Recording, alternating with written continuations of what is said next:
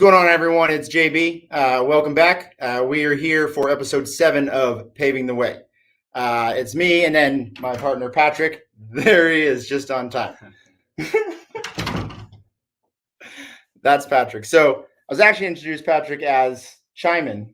It's our nickname for him. Pat always chimes in when we're working on stuff. He has a lot of good info, and it's kind of what he's been doing on here too. He drops his little tidbits on us to help educate us and make sure we're putting the right info out there. So I'm hoping he'll chime in with all the info he wants. He's got a lot of knowledge on the ADA field. We're here today to talk about ADA compliance. We're here with our third partner, Austin. Took 7 episodes to get him out of the field, but he is here ready to talk to us about ADA. What's up, Austin? Hey, how's it going? So tell us a little bit about your backstory pre-B&M. Pre-B&M, I did concrete pumping for about five plus years. Got into concrete finishing, then did some development work and ended up joining the union and did some high-rise building tilt-ups. And then I got a phone call from a buddy, Pat, and he had said, hey, you want to meet up with me and my partner? Went and met him, and here we are today. So that was in 2009. We were just actually talking before the broadcast about how our first project that we did when you came on was at the Folsom Zoo. Remember, it was that little ramp going up to what was that building? The little art building that they had? First thing was an ADA ramp that we did, which we then followed up with another project. So it's pretty interesting that we're going to talk about ADA today.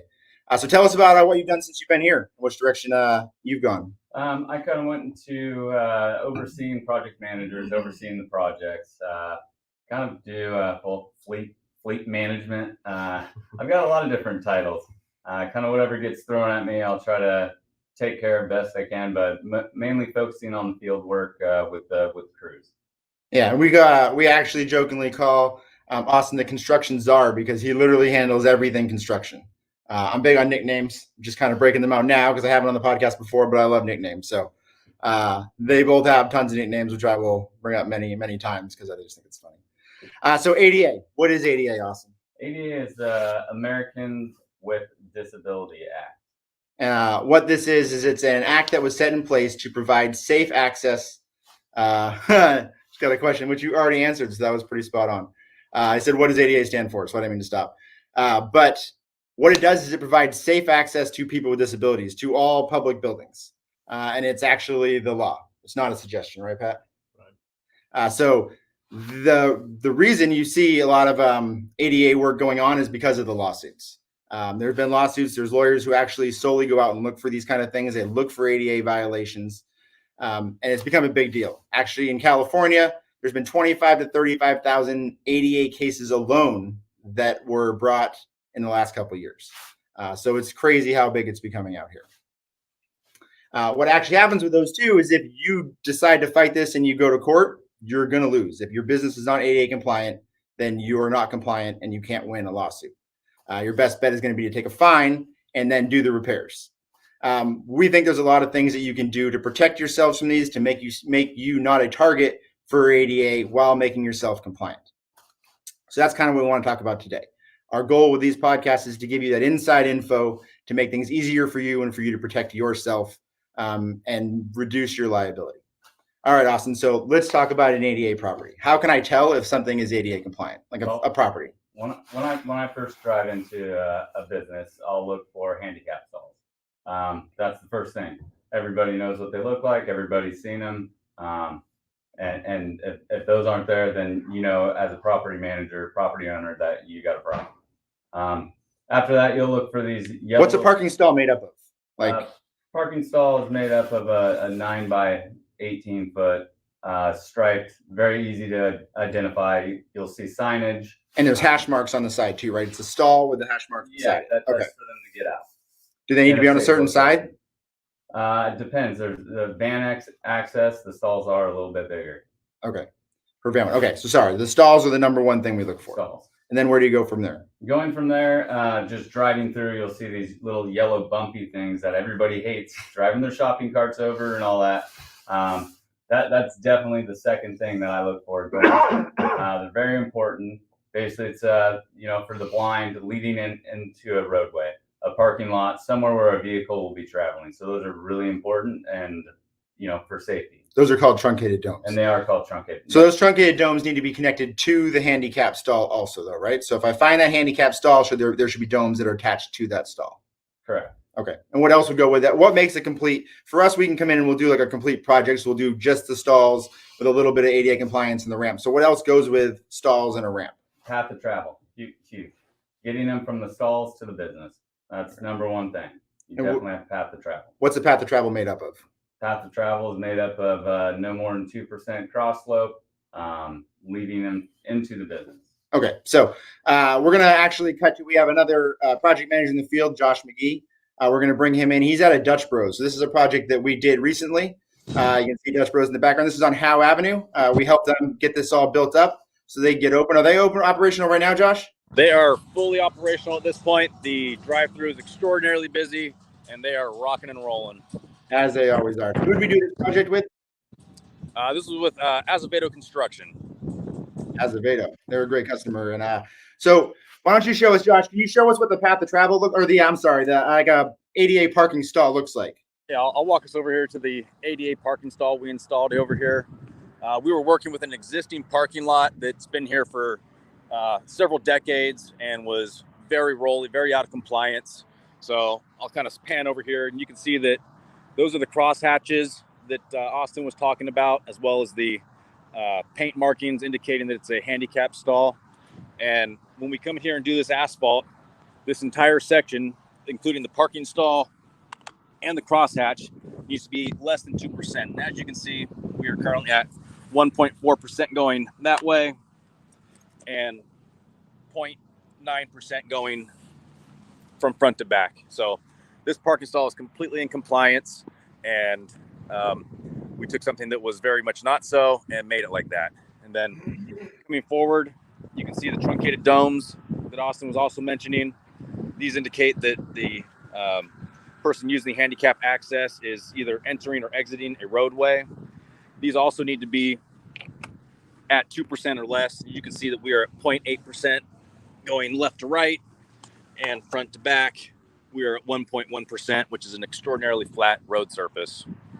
And you might think it's a lot when you see the level, and we're putting the level on the ground. Josh is showing you the level because this is what anybody's going to do when they first show up on your site to see if you're ADA compliant. That level comes out of the truck, and they start setting it on the ground. I mean, that's really what everything is dictated by. When we do an ADA install, we're setting level on the ground that day as we install it, and then we're showing you how we're compliant at the end of the day, at the end of the project, so you can see your lot is now compliant. As you can see in the background, there's also the handicap parking signage that is all part of the ADA Act. There you go.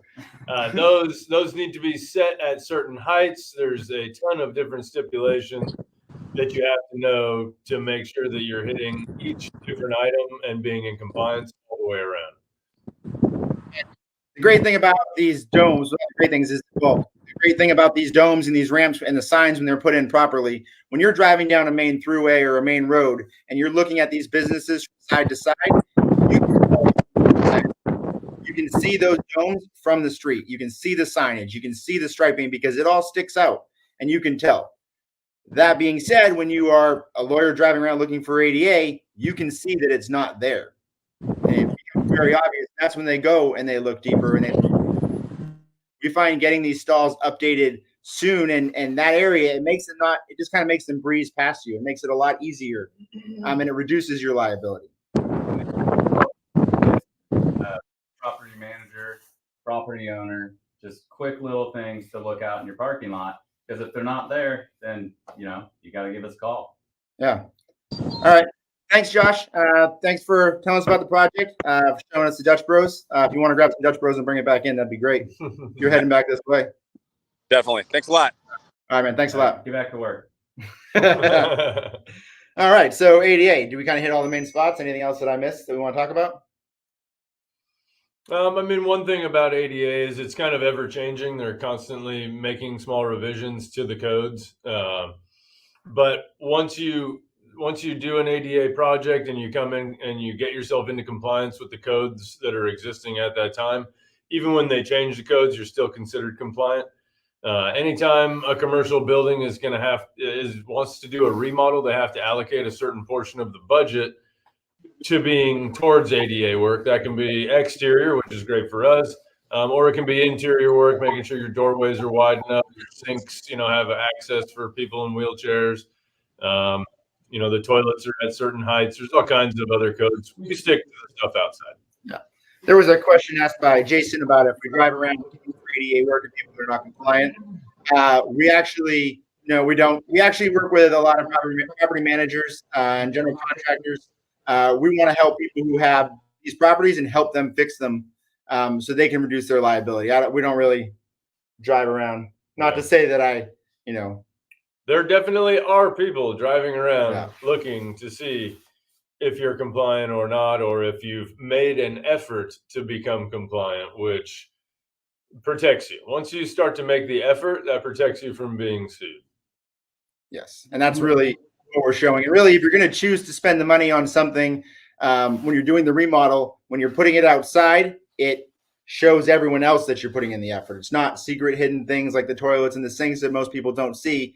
It makes a statement to everybody else. We care about ADA compliance, and it's important to us because you put in that work. Yeah. There Cool. has been a single guy that is in a wheelchair, and his whole purpose in life is to drive around all of California. He has filed hundreds, if not thousands, of lawsuits against businesses.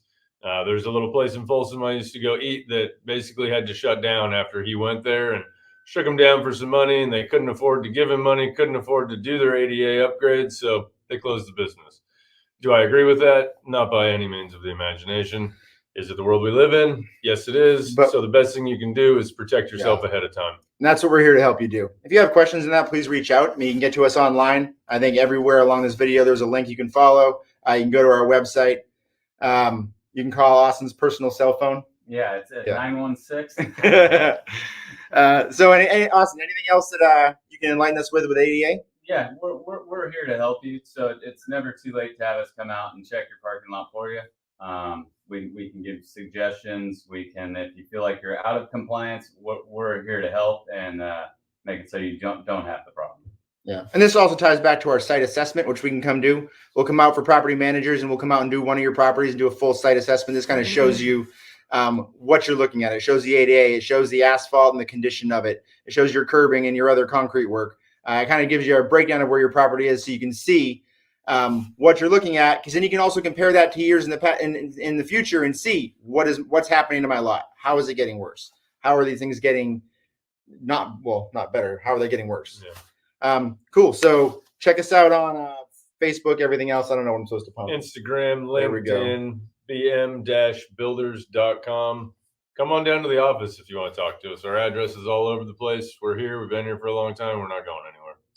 Great. Thanks, everyone. Appreciate Thanks. talking to you. Thanks, Austin.